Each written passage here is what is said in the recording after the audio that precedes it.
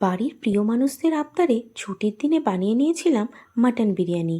আর এই গ্যাসের ক্রাইসিস পিরিয়ডে কিভাবে খুব সহজে আর চটজলদি মাটন বিরিয়ানিটা বানিয়েছিলাম, আজ সেটাই তোমাদের সাথে শেয়ার করছি। প্রথমেই বাসমতি চালটাকে ধুয়ে 1 ঘন্টার জন্য ভিজিয়ে রেখেছি। আর অন্যদিকে বেরেস্তা ভাজা তেলে আলু ভেজে রেখেছি। আর এবারে মাটনটাকে একেবারেই প্রেশার কুকারে সমস্ত রকম বেসিক মশলা, নুন, বিরিয়ানি মশলা, গরম মশলা, টক দই, তেল, পেঁয়াজ, আদা, রসুন বাটা দিয়ে ম্যারিনেট করে রেখেছি 1 ঘন্টার জন্য। মাটনটাকে যত বেশিক্ষণ ম্যারিনেট করবে তত বেশি ভালো ফ্লেভারফুল হবে।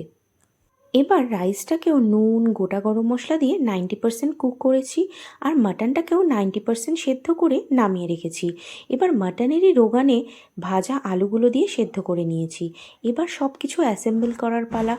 নিচে মাটন, রোগান, গুঁড়ো দুধ দিয়ে রাইসের একটা লেয়ার, এরপরে মাটন, ভাজার আলু, ডিম, বেরেস্তা, দুধে ভেজানো গোলাপ জল, কেওড়া জল, মিঠা আতর, কেসর 2 চামচ, ঘি, বিরিয়ানি মশলা, রোগান দিয়ে আর গুঁড়ো দুধ দিয়ে প্রসেসটাকে রিপিট করতে হবে আরও একবার। এবার ওপর থেকে বেশ কিছুটা কেসর ছড়িয়ে 15 থেকে 20 মিনিট দমে রেখে রান্না করলে আর গ্যাস অফ করে 1/2 ঘন্টা রেখে দিলেই একদম চটজলদি আর খুব সহজেই হয়ে যাবে মাটন বিরিয়ানি। তোমরাও একদিন এভাবে বাড়িতে বানিয়ে দেখো, সত্যিই খুব দুর্দান্ত হয়েছিল খেতে। আজ এটুকুই, টাটা।